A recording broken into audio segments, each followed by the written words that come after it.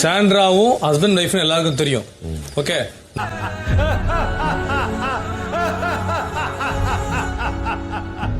நாங்க பேசிக்கிறோம். சொல்லுங்க. ஓகே, இனிமே அவங்க பூண்டு போட்டாங்கன்னா அந்த பூண்டு எக்ஸ்கியூஸ் மீ யாரு சாரி ஃபார் தி டிஸ்டர்பன்ஸ் நான் பக்கத்துல இருந்தா சொன்னீங்க, சபரி பக்கத்துல இருந்தா.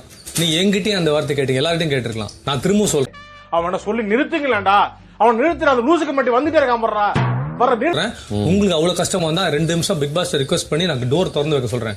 நீங்க வீட்டுக்கு நமக்குலாம் வீட்ல ஏன் சொத்து சேர்த்து வைக்கல சொல்லு? அதான் வாயை குத்துருக்காங்களா? அதேதான். உங்க வைஃபை கூட்டுவாங்க. உங்களுக்கு அவ்வளவு கஷ்டமா அந்த கேரிங் தான். எனக்கு கஷ்டமா இல்ல. இவங்க 2 பேரும் அடிச்சுக்கிற மாதிரி அடிச்சுப்பாங்களாம். அத நாங்க நம்பணுமா? What bro, it's very wrong bro. உங்களுக்கு கஷ்டமா இருக்கு, எனக்கு ரொம்ப கஷ்டமா இருக்கு. நீங்க போய் சொல்லுங்க.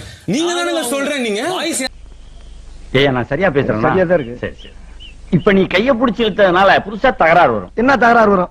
ஏய், நீங்க தானே சொல்றீங்க. வாய்ஸ் நீங்க தானே சொல்றீங்க. நீங்க தானே சொல்றீங்க. வராதீங்க வினோத்.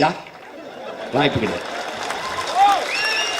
நான் பேசிட்டேன், சொல்லுங்க. நீங்க தானே சொல்றீங்க. ரிக்வெஸ்ட் பண்ணுங்க ப்ளீஸ். ரொம்ப கஷ்டமா இருக்கு. ப்ளீஸ் பேசுங்க. எதுவா இருந்தாலும் 1 to 1. ஈட்டிங் சாப்பிட வரலடா, கட்டிங் மூக்கா.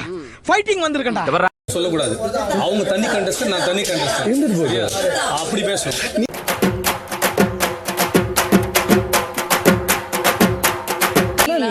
என்கிட்ட நீங்க பேச மாட்டாங்க. நீங்க பேசாதீங்க. இது எனக்கு வந்த பிரச்சனை, நான் பாத்துக்கிறேன். குறுக்கு இந்த கௌசிக் வந்தா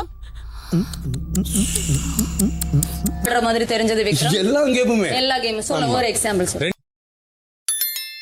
நீங்க ஒரு தத்தியா இருக்கீங்கன்னு நினைச்சோம், ஆனா இப்படி ஒரு புத்திசாலியா இருப்பீங்கன்னு நினைச்சே பார்க்கல.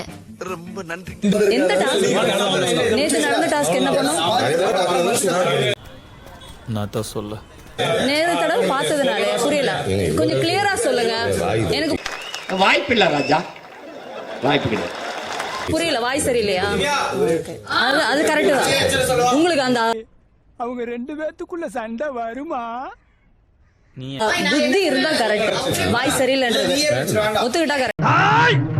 அங்க வந்தேன், வம்புல திங்க போனா போன்னு பெருந்தன்மையா மன்னிச்சு விட்டு வந்தேன். இப்ப